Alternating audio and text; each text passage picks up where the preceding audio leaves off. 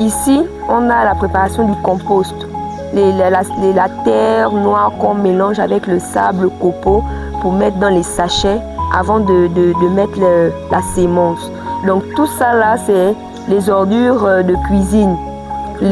Voilà, les ordures ménagères de cuisine. Donc tu vois même là, il y a les peaux d'arachide, les feuilles de manioc, il y a beaucoup même les feuilles de tubercules, tu vois un peu. Donc on mélange, mais avec la terre noire qui est derrière les maisons. Là où on verse les eaux de cuisine, là, on prend cette terre-là, on recueille ça, on met par exemple ici.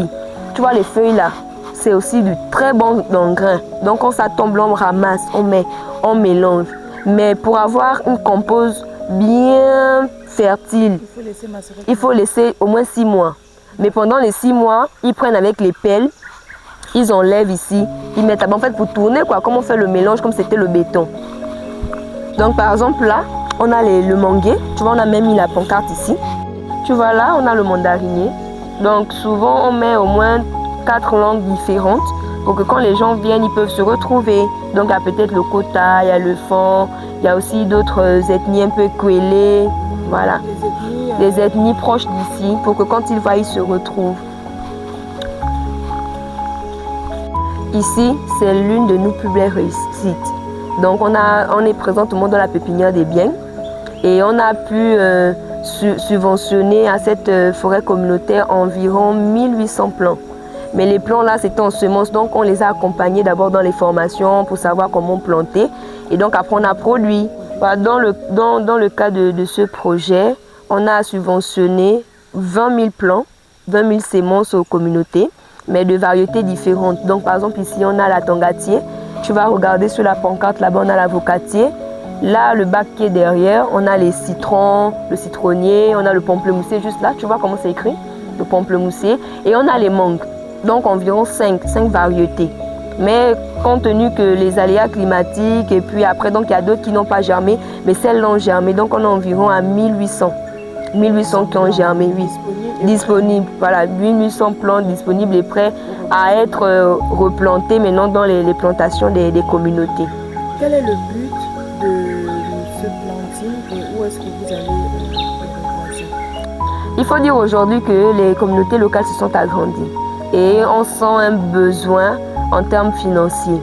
Voilà pourquoi Cybèle a accompagné ces communautés-là, donc ces forêts communautaires, à planter des variétés des arbres fruitiers. Et d'ici 3 à 5 ans, ils pourront récolter ces fruits-là et ce sera un bénéfice pour eux dans le domaine de vente.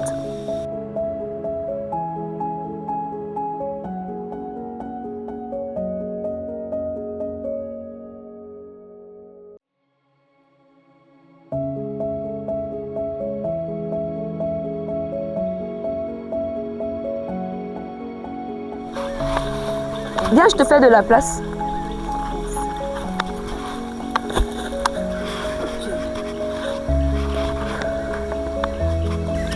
Alors, est-ce que c'est la seule zone d'intervention du projet Cybèle concernant les pépinières? Non, le projet Cybèle s'étend sur 4 forêts communautaires. Donc celle-là, c'est la première que je vous ai présentée, et bien. Mais on a aussi une pépinière à Lassio, à Massa et à Zévatican. Au total, le projet a fourni combien de plants? Au total, on a fourni 80 000 plants. Donc 20 par forêt communautaire. Mais connaissant les aléas climatiques, les moyens de transport, donc il y a certaines semences qui n'ont pas produit. À terme, quelle est l'ambition du projet Cybèle pour la biodiversité, pour la forêt gabonaise? Pour ces communautés, l'ambition du projet est de les accompagner à être autonomes financièrement. Donc vous voyez que la production de ces plants-là, comme je le disais, d'ici 5 ans, ça va donner des fruits qu'ils pourront revendre et aussi qu'ils pourront se nourrir. Mais ça ne s'arrête pas là. On les aide à récolter les essences forestières dans leurs forêts communautaires telles que le Padouk, le Koumé, l'Ondok, le Béli, pourquoi pas aussi le Tali. Ça dépend de ce qui est déjà présent dans leur forêt communautaire. Et dans quelle optique? L'optique de pouvoir être le subventionnement des concessionnaires. Donc les concessionnaires pourront acheter chez eux afin de reboiser les zones où ils ont déjà coupé leur bois, vous voyez, là où ils ont déjà fait leur exploitation. Et eux aussi, les communautés pourront aussi reboiser dans les zones vraiment où ils veulent faire la conservation. Voilà, c'est un peu ça. Ok. Donc, merci beaucoup. De rien, j'ai été ravie d'être accompagnée des vôtres et j'espère que ce ne sera pas la dernière. Non. On a encore 3 autres pépinières à visiter. Ok, merci beaucoup.